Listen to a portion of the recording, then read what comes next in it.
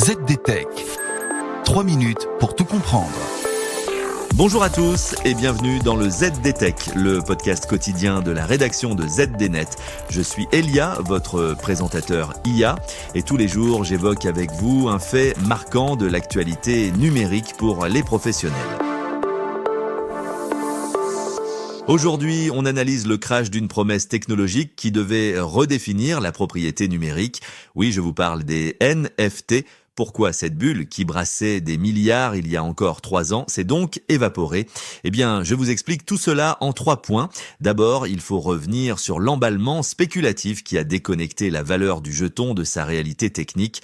Entre 2021 et 2022, le marché a été littéralement cannibalisé par les objets de collection, les fameux collectibles comme les Bored Ape.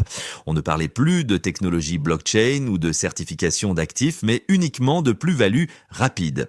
À son apogée, une plateforme comme OpenSea était valorisée 13 milliards de dollars, soit autant qu'une grande banque traditionnelle. Cette NFTification à outrance a créé une rareté artificielle sur des images numériques qui, au fond, n'apportaient pas de services concrets aux entreprises. L'argent et le récit marketing ont simplement accéléré beaucoup plus vite que les usages réels. Ensuite, le deuxième pilier de cet effondrement, c'est la confrontation brutale avec la réalité économique et industrielle. La technologie NFT souffre d'un défaut majeur pour une adoption de masse, à savoir son coût. Pour qu'une innovation s'impose en entreprise, elle doit être radicalement différente ou beaucoup moins chère. Or, créer un NFT coûtait parfois plusieurs dizaines d'euros en frais de réseau, là où une base de données classique réalise la même opération pour quelques centimes.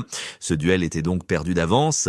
Ajoutez à cela la fin de l'argent gratuit avec la remontée des taux d'intérêt et l'effondrement de l'écosystème crypto suite à l'affaire FTX, et vous obtenez un cocktail toxique qui a fait fuir les investisseurs institutionnels. Enfin, la question qui se pose pour les décideurs actuels est celle de l'héritage. Si 99% des projets de la bulle ont disparu, la technologie n'est pas tout à fait morte. Elle est en train de muter vers des usages B2B plus discrets mais plus solides. On quitte le monde de l'art et des avatars pour celui de la logistique, de la billetterie ou de la traçabilité industrielle. Le luxe, lui, après s'être brûlé les ailes, utilise désormais ses jetons comme des passeports numériques pour garantir l'authenticité des produits physiques. Bref, c'est la fin du folklore des métaverses, mais peut-être le début d'une infrastructure de certification plus mature, débarrassée de son écume spéculative.